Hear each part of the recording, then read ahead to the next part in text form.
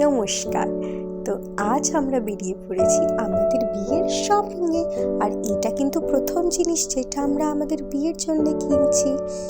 So আমরা রাস্তায় চলতে চলতে চলতে চলতে পৌঁছে যাই আমাদের ডেস্টিনেশন শ্রীলেদার্স নৈহাটি। বলে দিই, ঢোকার আগে নিজেকে দেখাটা কিন্তু খুব ইম্পর্টেন্ট। নিজের চুল ঠিক করে নেওয়া। এখানে আমি ওর উপর রাগ করছি, তোমার কি দরকার? তারপরে আমরা সিঁড়ি থেকে উঠলাম আর দেখতে পাই উপরে গিয়ে কি দারুণ কালেকশনস বুট অ্যান্ড শুজের। উফ, আমরা তো একদম দেখতেই থাকি, কিন্তু লোভ করলে হবে না, আমরা তো কিনতে এসেছি বিয়ের জুতো। সো আমরা দেখলাম বিয়ের কি কালেকশন আছে। বেশি ছিল না, তো তার মধ্যে থেকে যেটা বেস্ট ছিল ওইটা আমরা কিনলাম।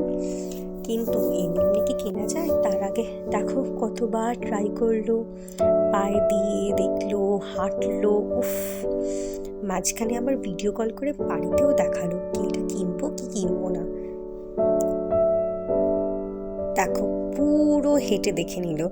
মাঝখানে একটা খুব ইম্পর্টেন্ট জিনিস আমরা স্কিপ করে যাচ্ছি, যেটা হলো আমার জুতো কেনা।